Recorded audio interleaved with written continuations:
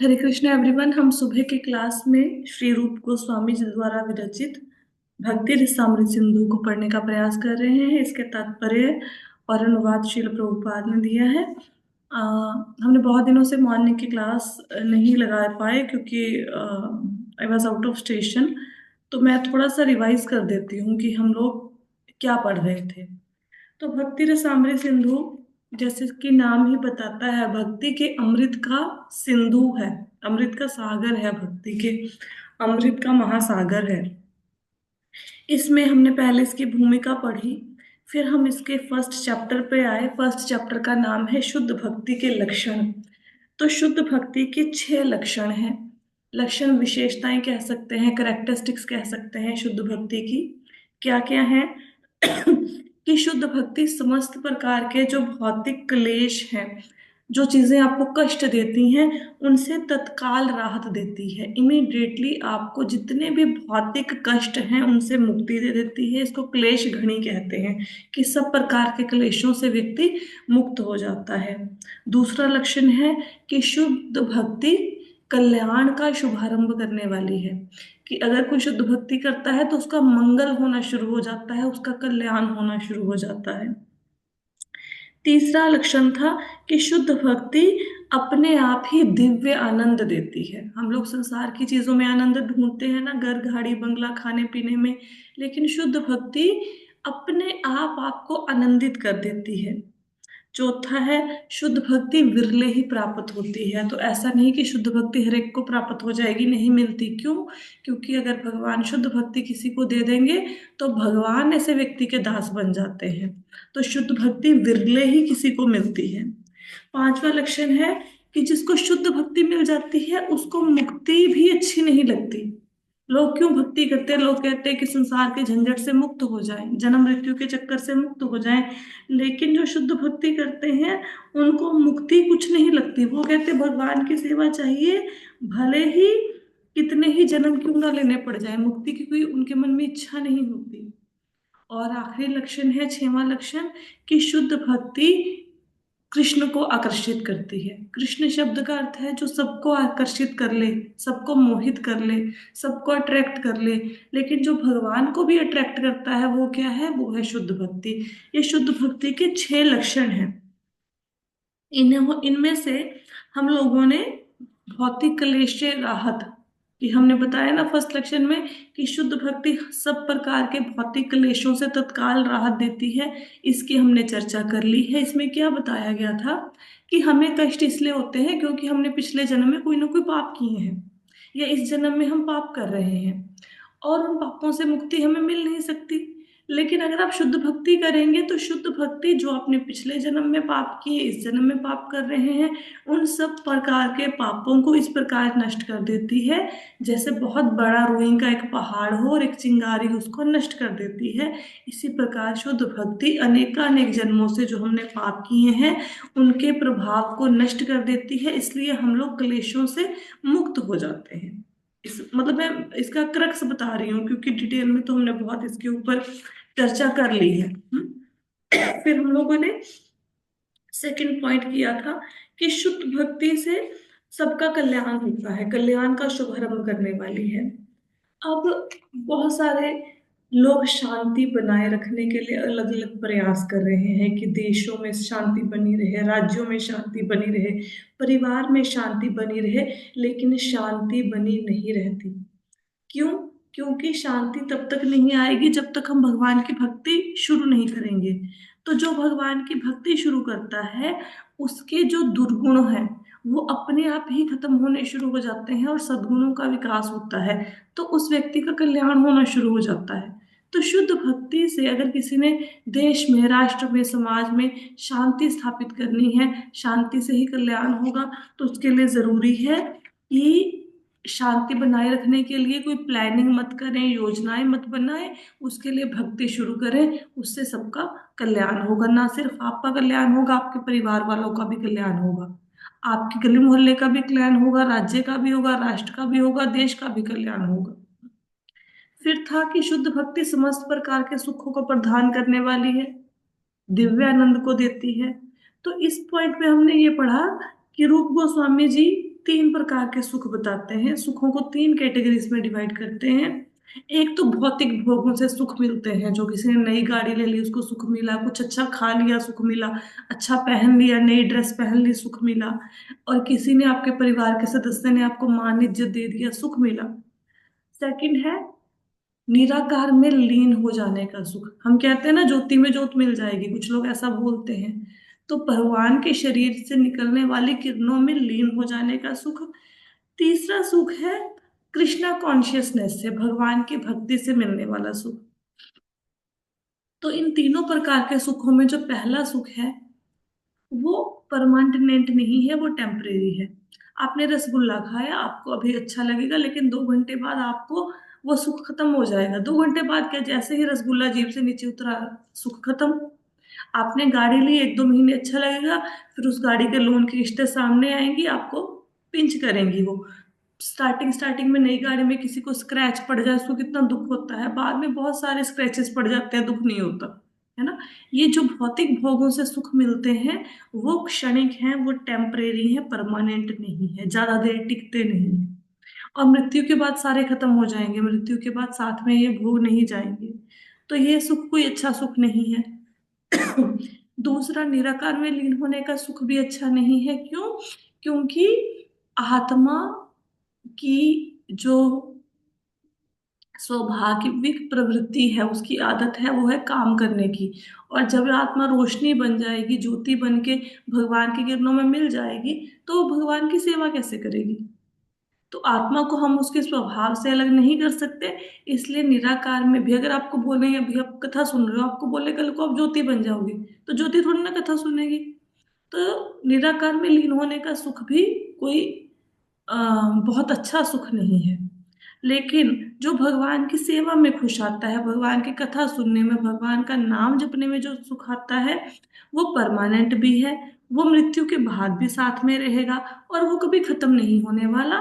तो ये जड़ जो दिव्य आनंद है, कृष्णा कॉन्शियसनेस में जो सुख प्राप्त होता है, जो भक्ति प्राप्त करने में सुख प्राप्त होता है, ये किस में मिलता है? शुद्ध भक्ति में मिलता है। और ये कभी खत्म नहीं होगा। इसलिए कहते हैं कि शुद्ध भक्ति सब प्रकार के दिव्य क्या कहते हैं, दिव्य आनंद को प्रदान करने वाली है। ठीक है। तो इसके बाद हम इसी पॉइंट को पढ़ रहे थे जब हम लोगों ने लास्ट क्लास लगाई है कि शुद्ध भक्ति सब प्रकार के दिव्य आनंद को प्राप्त करने वाली है। तो हम इसका नेक्स्ट पैराग्राफ अब शुरू करते हैं। मैंने आपको ब्रीफ कर दिया कि हमने लास्ट के 15 लेक्चर्स में क्या सुना। तो हम लोग इस पैराग्राफ थे, हरि भक्ति शुद्धोदय में कहा गया है कि भगवान के एक महान भक्त प्रहलाद महाराज ने नरसिंह देव, आधे सिंह आधे मनुष्य अवतार से इस प्रकार प्रार्थना करी। मेरे प्रिय भगवान, मैं बार बार आपके चरण कमलों में प्रार्थना करता हूँ कि मेरी भक्ति दृढ़ से दृढ़तर हो जाए। मेरी यही प्रार्थना है कि मेरा कृष्ण भावनामृत अधिक प्रबल और स्थायी हो, क्योंकि कृष्ण भावनामृत तथा भक्ति से प्राप्त होने वाला सुख इतना अधिक शक्तिशाली होता है कि इससे धर्म, अर्थ, काम, मोक्ष जैसी अन्य सारी सिद्धियां प्राप्त हो सकती हैं। अब रूप गोस्वामी जी ने शुद्ध भक्ति के लक्षणों को बताते हुए लिखा कि शुद्ध भक्ति सब प्रकार के दिव्य आनंद को प्राप्त करती है। अब इस बात को प्रूव करने के लिए वो एक प्रहलाद महाराज की प्रेयर का उदाहरण दे रहे हैं।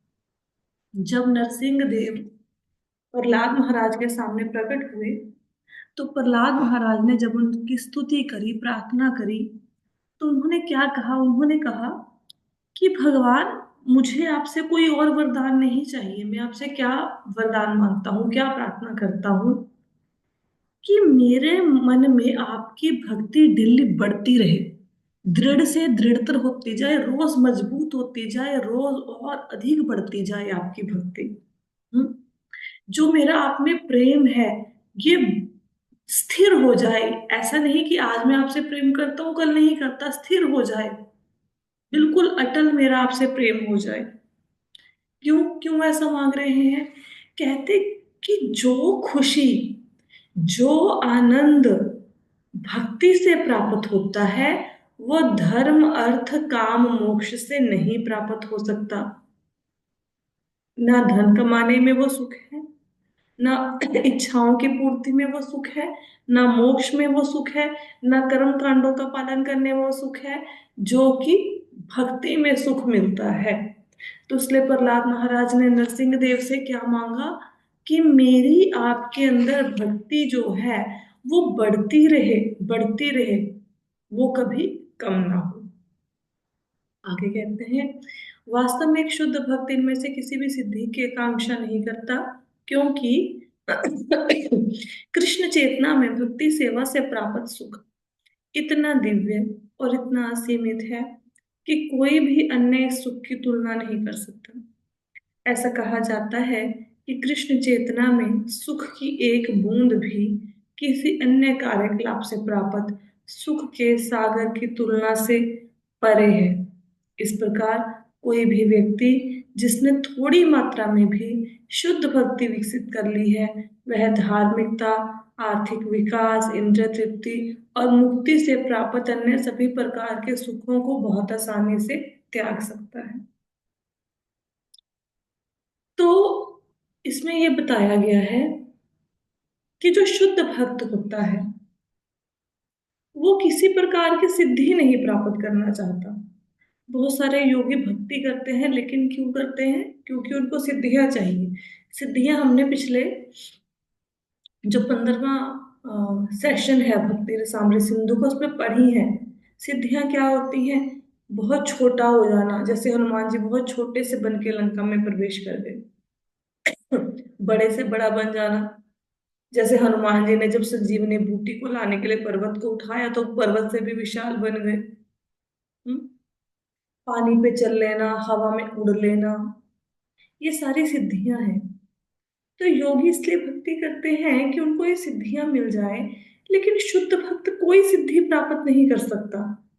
और दुनिया का उसको किसी सिद्धि में कोई खुशी नहीं मिलती। ऐसा नहीं कि उसके पास सिद्धियां नहीं होती शुद्ध भक्त के पास, लेकिन उसको उसमें आनंद नहीं आता सिद्धियों में। जैसे एक व्यक्ति था, वो नदी के किनारे बैठा था। वहां पे एक योगी आया, बहुत साल तपस्या करके आया, और उसको बोला कि देखो मैंने सिद्धि प्राप्त कर ली है, अब मैं नदी के पानी के ऊपर चल सकता हूँ। तो उस व्यक्ति ने एक नाव ली, उस जो योगी था उसने पानी के ऊपर चल के नदी पार कर ली। दूसरे व्यक्ति ने नाव ली, वो भी नदी पार कर गया। तो उसने योगी को बताया कि आपने अपने जीवन के इतने बहुमूल्य साल, बहुमूल्य समय सिर्फ इस बात के लिए तपस्या की कि मैं पानी पर चल सकूं। ये काम तो मछली भी कर सकती है। आप चल के नाव नदी को पार कर गए और मैं नाव में बैठ के पार कर गया। क्या इसके लिए आपको इतनी तपस्या करने की, शरीर को कष्ट देने की जरूरत थी? नहीं थी। इससे अच्छा भगवान की प्राप्ति के लिए प्रयत्न किया होता, अब तक भगवान मिल जाते, है ना? तो जो शुद्ध भक्त होता है वो किसी प्रकार की सिद्धि प्राप्त नहीं करना चाहता और किसी प्रकार का सुख भी नहीं चाहता, क्योंकि दुनिया के जितने भी सुख हैं, जितने भी जिनको हम सुख मानते हैं, बेसिकली वो सुख है नहीं। अगर हमारा सिर दर्द हो रहा है और हमने सिर दर्द की गोली ले ली और वो सिर दर्द बंद हो गया, तो क्या वो सुख है? वो परमानेंट सुख नहीं है, वो टेम्परेरी सुख है। सुख का मतलब दुख को थोड़ा सा कम करना, परमानेंट सुख नहीं है।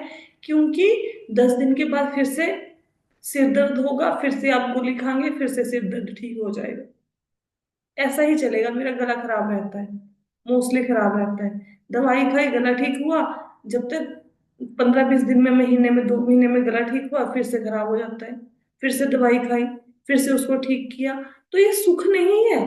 सुख तो वो होता है जो परमानेंट ठीक हो जाए। एक बार जो चीज ठीक हुई फिर वो हो ना। लेकिन दुनिया में ऐसी कोई चीज है जो परमानेंट ठीक हो जाए? कुछ भी ऐसा नहीं है। कोई चीज है जो परमानेंट टिक जाए? कोई चीज परमानेंट है ही नहीं। शरीर भी परमानेंट नहीं टिकता, धन दौलत भी परमानेंट नहीं टिकती, जो बच्चों का साथ है, बीवी का साथ है, पति का साथ है, ये भी परमानेंट नहीं टिकता। तो जब ये चीजें परमानेंट नहीं है, जब चीजें ही परमानेंट नहीं है तो परमानेंट सुख कैसे दे पाएंगे? लेकिन भगवान की भक्ति में जो सुख है, उसकी अगर आपको एक बूंद भी मिल जाए ना, एक बूंद भी, वो भौतिक भोगों के जो महासागर है, जो समुंदर है, आपने भौतिक भोगों को भोगा, और वो समुंदर जितने अगर विशाल है, और उसमें से आपको भगवान की भक्ति के सुख की एक बूंद भी मिल जाए, तो भौतिक भोगों से प्राप्त होने वाले सागर की तुलना में भी ज्यादा महत्व रखती है, क्योंकि वो बूंद कभी समाप्त नहीं होगी। मृत्यु के साथ भी साथ जा, मृत्यु के बाद भी साथ जाएगी। तो ये बताया गया है। इसलिए शुद्ध भक्त ना कोई सुख चाहते हैं, ना कोई सिद्धि चाहते हैं, ना मुक्ति चाहते हैं। सिर्फ वो भगवान की भक्ति चाहते हैं, उनकी सेवा चाहते हैं। भगवान चैतन्य के एक महान भगत थे जिनका नाम खोला बेचा श्रीधर था। वे बहुत गरीब व्यक्ति थे। वे केले के पत्तों से बने प्याले बेचने का छोटा सा व्यवसाय करते थे। उनकी आय लगभग शून्य थी। फिर भी वे अपनी छोटी सी आय का 50% गंगा की पूजा पर खर्च करते थे, और शेष 50% से किसी तरह अपना जीवन यापन करते थे। भगवान चैतन्य ने एक बार अपने इस विश्वास पात्र भक्त खोला बेचा श्रीधर को दर्शन दिए और उन्हें अपनी इच्छा अनुसार कोई भी ऐश्वर्य प्रदान किया। लेकिन श्रीधर ने भगवान को बताया कि उन्हें कोई भौतिक ऐश्वर्य नहीं चाहिए। वे अपनी वर्तमान स्थिति में बहुत प्रसन्न थे और केवल भगवान चैतन्य के चरण कमलों में अटूट श्रद्धा और भक्ति प्राप्त करना चाहते थे। शुद्ध भक्तों की यही स्थिति होती है। यदि वे प्रतिदिन 24 घंटे भक्ति में लगे रह सके, तो उन्हें और कुछ नहीं चाहिए, यहाँ तक कि मुक्ति का सुख या परब्रह्म के साथ एकाकार होने का सुख भी नहीं। यहाँ पे भगवान के एक भक्त हुए हैं, चैतन्य महाप्रभु के। खोला बेचा श्रीधर उनका नाम था। उनकी कथा बताई गई है कि वो केले के पत्तों से जो बनते हैं पात्र, छोटे छोटे, वो बेचते थे। कोई खास इनकम नहीं थी, बहुत थोड़ी सी इनकम थी। लेकिन जो भी थोड़ी सी इनकम होती थी, उसमें से 50% गंगा मैया की सेवा में लगा देते थे। शेष 50% से अपना जीवन यापन करते थे। इतने गरीब थे, जो झोंपड़ी थी उसके ऊपर छत नहीं थी। एक ही पात्र था जिसमें खाते थे, और एक ही धोती थी। जब वो फट जाती थी कहीं से तो उसमें गांठ बांध लेते थे, तो धोती में गांठें ही गांठें हो गई थी। बहुत गरीब थे चैतन्य, लेकिन भगवान के नाम का स्मरण हमेशा करते थे। चैतन्य महाप्रभु ने एक बार उनके ऊपर कृपा करी और उनको बोला, कोई भी ऐश्वर्य मुझसे ले लो, भगवान अब देने पे आए तो क्या नहीं दे सकते। सुदामा को उन्होंने झोंपड़ी से महलों में पहुंचा दिया। लेकिन खोला बेचा श्रीधर ने क्या कहा कि मुझे कुछ नहीं चाहिए, मुझे कोई ऐश्वर्य नहीं चाहिए। जिस हाल में मैं हूं, मैं उसी हाल में खुश हूं। मुझे सिर्फ आपकी भक्ति चाहिए और कुछ नहीं चाहिए। भक्त चाहते हैं कि हम 24 घंटे भगवान का नाम जपते रहें। ना उनको भौतिक भोग चाहिए, ना भगवान में उनको निराकार में लीन होने की ही कोई इच्छा है, ना वो मुक्ति चाहते हैं। वो सिर्फ भगवान की भक्ति चाहते हैं। इस उदाहरण के द्वारा हमने इस बात को समझा। लास्ट पैराग्राफ है इस पॉइंट का। नारद पंचरात्र, ये नारद पंचरात्र नारद मुनि जी की रचना है। नारद पंचरात्र में यह भी कहा गया है कि जिस व्यक्ति ने थोड़ी सी भी भक्ति विकसित कर ली है, उसे धर्म, अर्थ, इंद्रिय तृप्ति या 5 प्रकार की मुक्ति से प्राप्त होने वाले किसी भी प्रकार के सुख की कोई परवाह नहीं होती। धर्म, अर्थ, मुक्ति या इंद्रिय तृप्ति से प्राप्त होने वाला कोई भी सुख शुद्ध भक्त के हृदय में प्रवेश करने का साहस नहीं करता।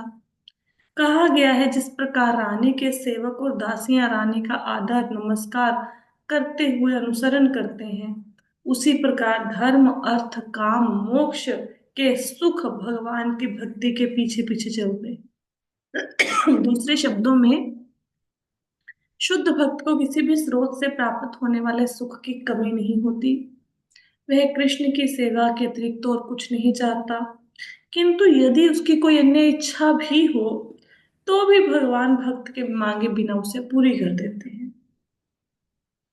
यहाँ पे नारद पंचरात्र से उदाहरण दिया गया है कि नारद महर्षि भी ये लिखते हैं, देवऋषि नारद भी ये लिखते हैं कि अगर किसी ने थोड़ी सी भी भक्ति विकसित कर ली, थोड़ी सी भी भगवान के प्रति प्रेम विकसित कर लिया, थोड़ी सी भी भक्ति करनी शुरू कर दी, तो उसको धर्म अर्थ काम मोक्ष मुक्ति वो किसी चीज की परवाह नहीं करता। जिस प्रकार एक राजा या रानी होती है, उसके सारे सेवक उसके पीछे पीछे चलते हैं, इसी प्रकार जो भगवान की भक्ति करते हैं, धर्म अर्थ काम मोक्ष उसके पीछे पीछे चलते हैं। धर्म अर्थात धार्मिक नियमों का पालन करना, अर्थ अर्थात धन कमाना, काम अर्थात आपकी कामनाओं की पूर्ति, मोक्ष मतलब जन्म मृत्यु के चक्कर से छुटकारा। ये धर्म अर्थ काम मोक्ष मुक्ति, ये सारी चीजें शुद्ध भक्त के पीछे पीछे चलती हैं, दासी की भांति, जैसे राजा रानी के पीछे उनकी दासियां चलती हैं। लेकिन शुद्ध भक्त को चाहिए इनमें से कुछ नहीं। लेकिन अगर कोई भक्त ऐसा हो कि भगवान की भक्ति कर रहा है लेकिन मन में बहुत सारी कामनाएं हैं, तो भी कोई दिक्कत की बात नहीं है, क्योंकि भगवान अपने भक्तों की सारी कामनाओं को पूरा कर देते हैं, वो भी बिना मांगे। आपने कई बार इस बात का अनुभव किया होगा जिंदगी में कि आप भगवान की भक्ति कर रहे हैं, आपका कुछ खाने का मन कर रहा है तो वो खाने की चीज आ जाती है। कभी बहुत अधिक धन की आवश्यकता पड़ी, आपका बहुत बहुत बड़ा काम अटक गया है, तो कहीं ना कहीं से व्यवस्था हो जाती है, आपका काम बन जाता है। तो भगवान अपने भक्त की सारी जरूरतों का ख्याल रखते हैं। हालांकि भक्तों को चाहिए कुछ नहीं, भगवान बिना मांगे ही सब कुछ दे देते हैं। अब हम नेक्स्ट पॉइंट पे चलते हैं, जो है शुद्ध भक्ति के लक्षणों का पॉइंट है, शुद्ध भक्ति दुर्लभ है। शुद्ध भक्ति मिलती नहीं है किसी को आसानी से। हमें लगता है कि शुद्ध भक्ति मिल जाएगी, अच्छा शुद्ध भक्ति से आनंद मिलता है, क्लेशों से छुटकारा मिलता है, तो शुद्ध भक्ति मिल जाएगी। आसानी से नहीं मिलती। क्यों नहीं मिलती, वो हम इस पैराग्राफ में, इस पॉइंट में जानेंगे। चौथा लक्षण है शुद्ध भक्ति का कि ये विरले ही किसी को मिलती है, किसी किसी को मिलती है। पढ़ना शुरू करते हैं। कोई इस पैराग्राफ को पढ़ेगा जो मैं स्क्रीन पे नजर आ रहा है? ममता माता जी आप पढ़ोगे? जी माता जी। आप पढ़ो, मेरा ना थोड़ा गला खराब है, फिर मेरे को थोड़ा सपोर्ट हो जाएगा। ये वाला पैराग्राफ आप पढ़ दो, पढ़िए। हम्म। शुद्ध भक्ति सेवा की दुर्लभता। आध्यात्मिक जीवन के प्रारंभिक चरण में आत्म साक्षात्कार प्राप्त करने के लिए विभिन्न प्रकार की तपस्याएं, तप और इसी प्रकार की अन्य प्रक्रियाएं हैं।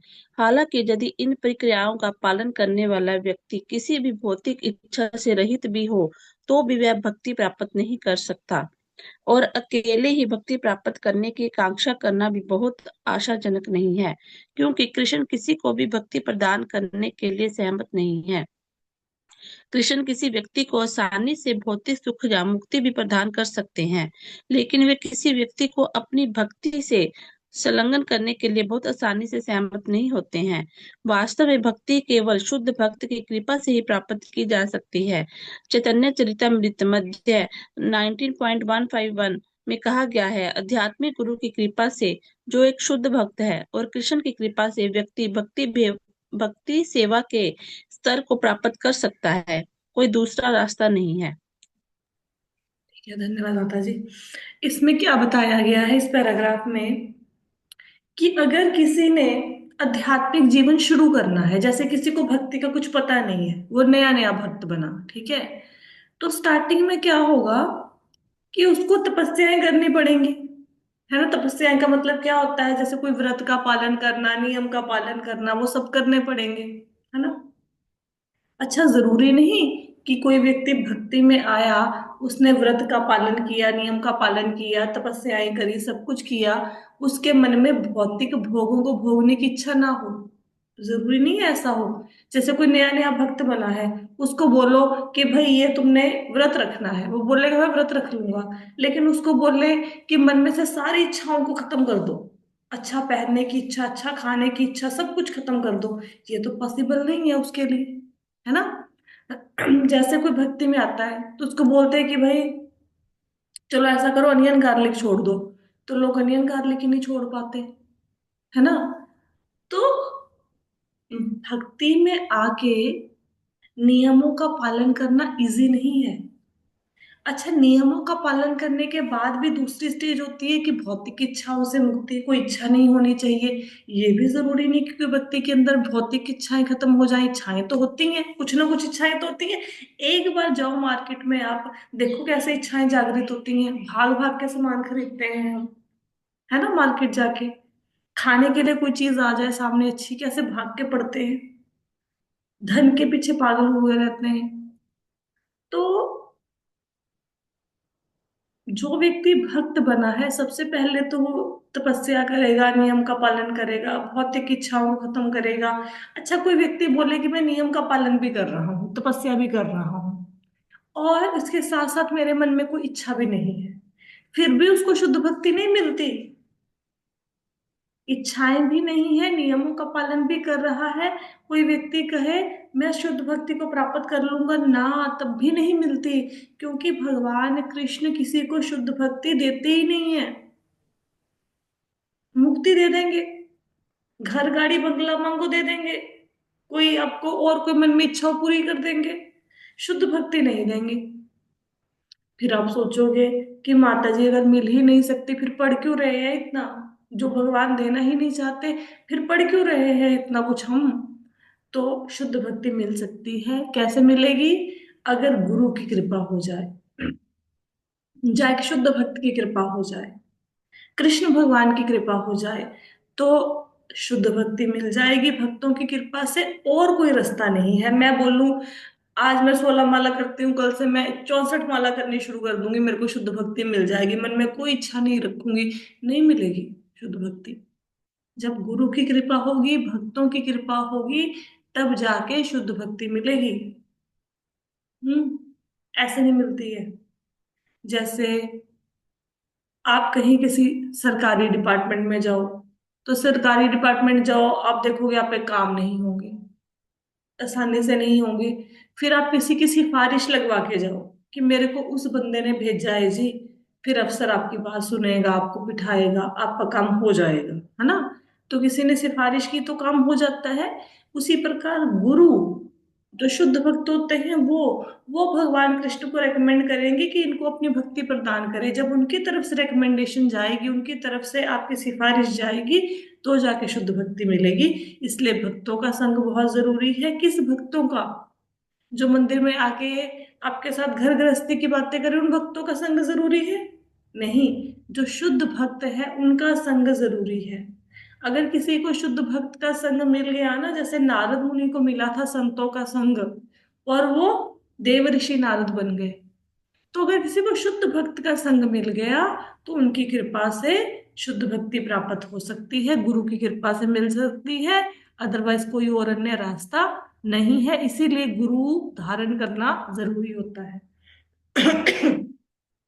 अगला पैराग्राफ पढ़िए माता जी।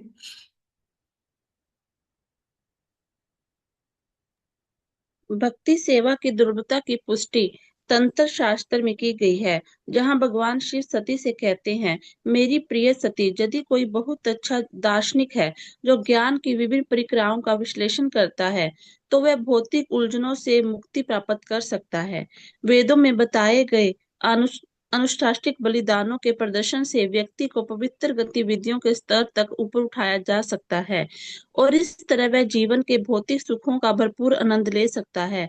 लेकिन ऐसे सभी प्रयास शायद ही किसी को भगवान की भक्ति प्रदान कर सकते हैं, भले ही कोई कई कई हजार जन्मों तक ऐसी प्रक्रियाओं द्वारा इसके लिए प्रयास करे। ठीक है।